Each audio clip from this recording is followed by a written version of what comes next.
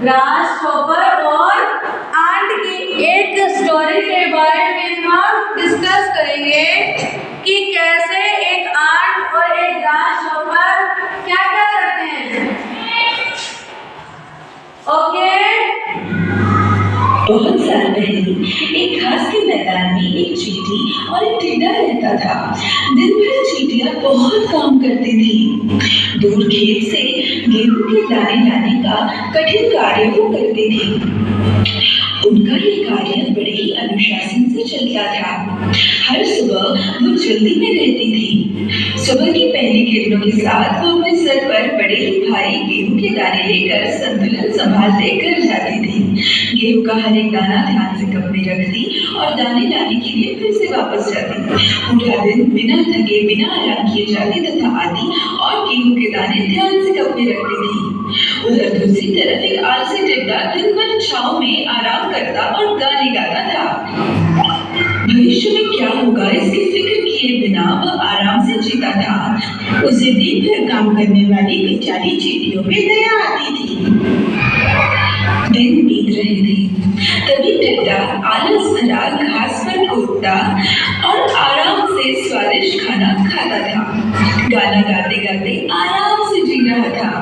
जब चींटियां दाने लाकर घर में अच्छे से संभाल कर रख रही थी और मेहनत कर रही थी। एक दिन हर रोज की तरह सारी चींटियां दाने ला रही थी। तब उनमें से एक चींटी भारी दानों की वजह से नीचे गिरी। इसलिए वो बुरा मानकर रोने लगी।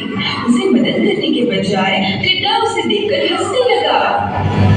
चींटी ने कहा, टिड्डे महाशय, ये दाना मेरे घर तक उठाकर ले जाने में आप मेरी मदद करेंगे क्या? मैं आपकी बहुत आभारी रहूंगी। चींटी की बातों को अनसुना करके टिड्डा अपने ही संगीत में धुंध रह गया। चींटी ने अकेले ही अपनी मेहनत से वो दाना उठाया और वो चली गई। तुम इतनी मेहनत क्यों करती हो मेरी चींटी? टिड्डी ने पूछा। हाँ, थोड़ा आराम कर लो, थोड़ा मेरा गाना भी सुनो। गर्मी है, दिन भी बड़ा है, किस लिए बोझ उठाने में वक्त गवा रही हो? चींटी ने अनसुना करके अपनी गर्दन घुमा दी। थोड़ा सा जल्दी में ही खेत की तरफ वो रवाना हो गई। तब टिड्डा जोर से हंसा। तुम बड़ी बेवकूफ चींटी हो। टिड्डे ने फिर से उसे पुकारा। आओ आओ मेरे साथ नाचो गाओ, काम को भूलकर गर्मी का थोड़ा सा मजा लेते हैं। मैं बारिश के मौसम के लिए खाना इकट्ठा करने में लगी हूँ, चींटी ने कहा, और तुम्हें भी ऐसा ही करना चाहिए। बारिश की चिंता इतनी क्यों करनी है? टिड्डे ने जवाब दिया। अभी तो हमारे पास बहुत सारा खाना है और बहुत सारा वक्त है बरसात की तैयारी के लिए। लेकिन चींटी को समझ आ गया था कि वो क्या कर रहा है, इसलिए वो अपने रास्ते निकल गई। इधर टिड्डा पूरी ऋतु में अपने ही नाच गाने में व्यस्त रह गया। सारे दिन काम करके बारिश की तैयारी करने के बजाय उसने खेलना नाचना गाना इन्हें महत्व दिया। ये सुंदर गर्मी के दिन हमेशा रहने वाले नहीं है और जल्द ही बारिश और उसके बाद सर्दी आने वाली है, ये तो वो भूल ही गया था। जल्द ही गर्मी का मौसम बारिश में बदल गया और बारिश के बाद सर्दी का मौसम आया। सूरज अब बहुत ही कम दिख रहा था। दिन छोटा था, धुंधला और रात तथा बहुत बड़ी और अंधेरी थी। हर तरफ भयानक सर्दी और बर्फ गिरनी शुरू हो गई थी। टिड्डा सर्दी से कांपने लगा, खुद को सूखे पत्तों से बचाने की कोशिश में थकने लगा, परंतु हवा जोर से आने पर उसे ठंड लगती थी। उसे बहुत भूख लगती थी और खाने के लिए कुछ मिलता नहीं था। उसे पता चला कि अगर खाने के लिए कुछ नहीं मिला तो वो जल्दी मर जाएगा। वो कमजोर हो गया था। जल्दी से समझ आ गया कि चींटियां सही थी, उसे भी तैयारी करनी चाहिए थी। टिड्डे को अब नाचना गाना पसंद ही नहीं आ रहा था। सर्दी से वो भूखा था। उसे बर्फ से बचने के लिए ना घर था ना खाने के लिए खाना था। सारी हरियाली और खेत बर्फ से लिपटी थी और खाने के लिए कुछ भी नहीं था। मैं कहाँ जाऊँ? मैं क्या करूँ? टिड्डे को पछतावा हुआ। इस बार की सर्दी हर बार से इतनी बुरी होगी ये टिड्डे ने सोचा ही नहीं था। खुद के खाने का इंतजाम उसने नहीं किया था और वो करने में दूसरों की मदद भी नहीं की थी। केवल इसी वजह से वह अगला गर्मी का मौसम देखने के लिए जीवित ही नहीं रहने वाला था। तभी उसने देखा कि चींटियां गर्मी में इकट्ठा किया हुआ खाना खाने का आनंद ले रही है। मैं चींटी के पास जाता हूँ, वहाँ मुझे खाना मिलेगा। टिड्डे को अपने आप पर शर्म आई। वो थककर चींटी के घर तक गया और उसने दरवाजे से आवाज लगाई। नमस्ते चींटियों। वो मुस्कुराते हुए बोला, मैं आ गया तुम लोगों के लिए गाना गाने, लेकिन उसके लिए मुझे थोड़ी सी गर्मी चाहिए और कुछ खाना भी चाहिए ताकि मैं गा सकूं। आपका गाना सुनने की कोई इच्छा नहीं है।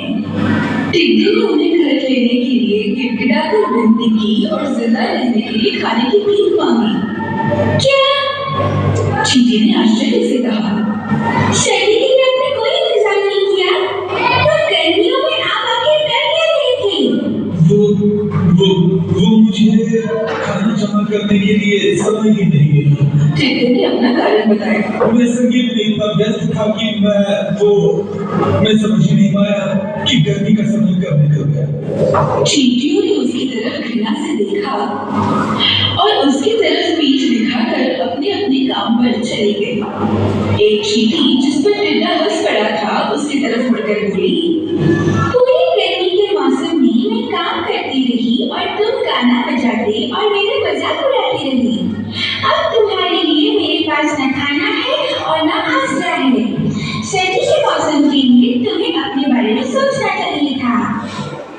तो आपने देखा कि कैसे एक चींटी और एक टिड्डा दोनों की स्टोरी आपने सुनी कि चींटी कितनी मेहनत करती है, चींटी कितनी मेहनत करती है और टिड्डा जो ग्रास हॉपर है वो बिल्कुल भी मेहनत नहीं करता। अंत में क्या होता है, जब उसको जरूरत होती है खाने की, तब उस समय उसके पास खाना भी नहीं होता है। तो इस कहानी से आपको क्या शिक्षा मिली कि समय रहते हमें मेहनत करनी चाहिए। अगर समय पर हमने मेहनत नहीं की तो हमें बाद में पछतावे के अलावा हमारे पास कुछ भी नहीं होता।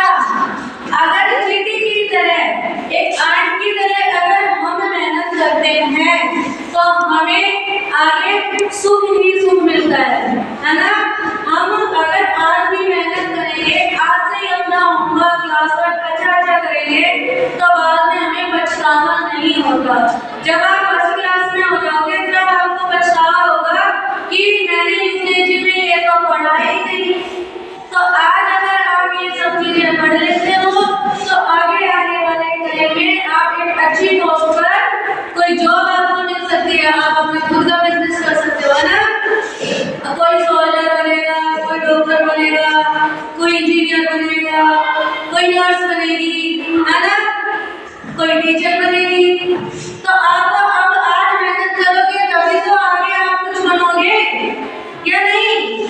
अगर आज आपने होमवर्क नहीं किया और मैम ने जो भी आपको लर्न करने के लिए दिया है वो आपने लर्न नहीं किया तो आगे आप कैसे बड़े आदमी बनोगे बताओ। उसके लिए आपको आज मेहनत करनी होगी, चींटी की तरह लगातार आपको मेहनत करनी होगी। एक आलसी जो हमारा टिड्डा था उसको इग्नोर करो, ग्रास हॉपर की तरह हमें नहीं बनना है, हमें चींटी की तरह, आंट की तरह बनना है और बोलते